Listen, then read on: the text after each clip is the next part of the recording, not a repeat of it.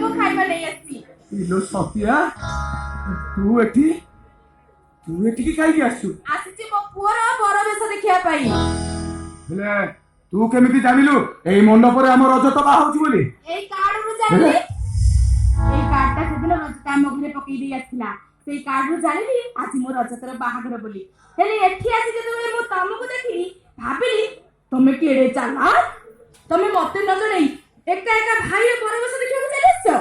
ନାହିଁ ଲୋ, ମୁଁ ବି ଜାଣିନଥିଲି ଆମ ରଜତ ଏଇ ମଣ୍ଡପରେ ବାହା ହଉଛି ବୋଲି। ହେଲେ ହେଲେ ଏ ସଙ୍ଗାତ ସବୁ ଜାଣିଥିଲା କିନ୍ତୁ ମତେ କହିନଥିଲା। ହଉ ଛାଡ ସେ କଥା। ଚାଲ ଖାଇବ ଚାଲ। ଖାଇବ ଚାଲ। ହଉ। ଖାଇବା ମୁଁ ଜାଣିଛି। ତମେ ମତେ ପଚାରିବ ଖାଇବା କୋଉଠୁ ଆଣିବ। ଆରେ ଆଣିବି କଣ ମ? କେତେ ଲୋକ ଖାଉଛନ୍ତି, କେତେ ପ୍ରକାର ହେଇଛି ଜାଣିଛ? କୁକୁଡ଼ା ମାଉସ, ଖାସି ମାଉସ, ଛେନା ତରକାରୀ, ଛତୁ ତରକାରୀ ସବୁ ହେଇଛି। ରେ ସଙ୍ଗାତ ମତେ ବି ଭାରି ଭୋକ। ମୁଁ ଯାଉଛି ସେପଟେ ଖାଇଦେଇ ଆସିବି।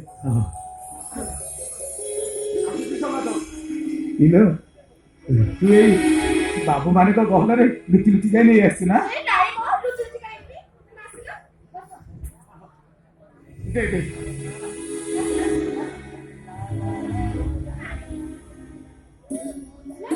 ମୁଁ ଆସିକି ପହଞ୍ଚିଲି। ଶୁଣ ମୋ କଥା ଟିକେ ଶୁଣ ମ। ମୁଁ ଆସିକି ପହଞ୍ଚିଲି। ରଜତ ସହିତ ମୋର ଦେଖା ହେଇଗଲା। ମତେ ଦେଖି ବହୁତ ଖୁସି ହେଲା। ଆଉ କହିଲା ବୋଉ ତୁ ଆସିଛୁ ଖାଇଲୁଣି? ମୁଁ କହିଲି ନା। ତାପରେ ସେ ଗୋଟେ ଲୋକକୁ ଡାକିଲା ଆଉ ତାକୁ କହିଲା ଏଇ ଇଏ ହଉଛି ମୋ ବୋଉ, ତାକୁ ନେଇଯା ପେଟ ପୁରା ଖାଇବାକୁ ଦବୁ। ମୁଁ ଖାଇଲି ଆଉ ସମ୍ମାନ ଦେଇ ନେଇ ଆସିଲି। ବୁଝିଲୁ ସତ୍ୟା, ଆମ ରଜତ ନା ଜମା ମୁଁ ଜାଣିଛି ତାହେଲେ ସେ ମୋ ଭାଇ ନା। ଇଏ ହତ୍ୟା ଖାଲି କଣ୍ଟା ଯାକ ଇଏ ସବୁ ଗୋଳେଇ ଘାଣ୍ଟି ଆଣିଛୁ ନା ସବୁ ଅଲଗା ଅଲଗା ଆଣିଛନ୍ତି ନା। ତମକୁ ମନା କଲା ପରେ ବି ତମେ ଏଠି ବସିଛ। କଣ ଚାହୁଁଛ ତମେ? ମୁଁ ଏଠି ବେଜି ନୁହେଁ, ଲୋକମାନେ ମତେ ଝି ଠାକୁର କରୁଛନ୍ତି। ରଜତ ତୋ ଭାଇ ଖାଇ ବସିଛନ୍ତି। ତୋ ଭାଇ ଖାଇସାରନ୍ତୁ ତମେ ଦି ଭାଇ କଥାବାର୍ତ୍ତା ହବ। ଖାଇବା ପାଇଁ ଯଦି ମରି ଯାଉଥିଲ ତାହେଲେ ମତେ କହିଥାନ୍ତ, ଗୋଟେ ଗାଡିରେ ଖାଇବା ପଠେଇ ଦେଇଥାନ୍ତି। ଖାଇବାଟା ତମକୁ ବଡ ହେଇଗଲା, ମୋ ପ୍ରେସିଡେଣ୍ଟ ତମକୁ ବଡ ହେଲାନି। ଖାଇବା ଦେଖୁଛ ଖାଇବା।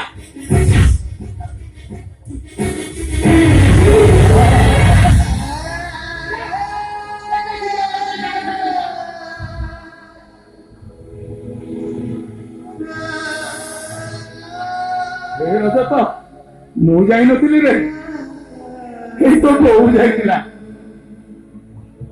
ନାଇଁ ତମେ ସେମିତି କୁହନି ରଜତ।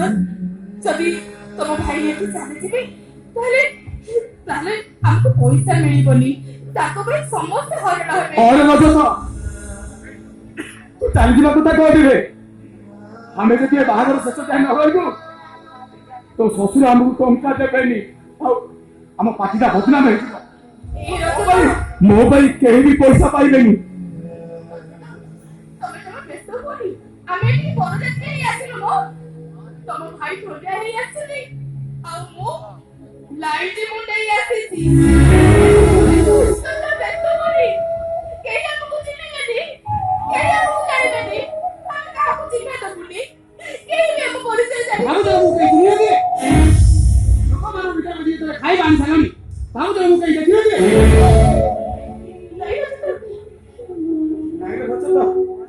ମୁଁ ଯାଇନି ରେ, ଏଇ ତ ବୋଉ ଯାଇଥିଲା। ତମକୁ ଟିକେ ଖରାପ ଲାଗେ? ଲୋକମାନଙ୍କ ଭିତରେ ବସିକି ଖାଇବା ଆଣି ସାରିଲଣି, ଦେଶ ବୁଝାଣି ଲୋକମାନଙ୍କ ଭିତରେ ବସି ସାରିଲଣି। ଭାବୁଛ ମୁଁ କେହି ଚିହ୍ନି ନଥିଲେ, ଦେଖିନଥିଲେ? ଯଦି ଦରବାର ତମକୁ ଦେଖିଥାନ୍ତା ପଚାରିଥାନ୍ତା ତମେ କିଏ, ପୁଅ ଘର ପୁତ୍ର ନା ଝିଅ ଘର ପୁଅ, ତାହା ତ ତମେ ମୋ ନାଁ କହିଦେଇଛ। ଓ ମା ତାକୁ ମାନିବାକୁ ପଡିବ। ଶୁଣ, 5 ମିନିଟ ସମୟ ଦେଲି, ଏ ଏରିଆ ଛାଡି ଚାଲିଯାଅ, ନହେଲେ ଦରବାରଙ୍କୁ କହି ଧକ୍କା ମାରି ଏଠୁ ବାହାର କରିଦବ। ମାଇଣ୍ଡ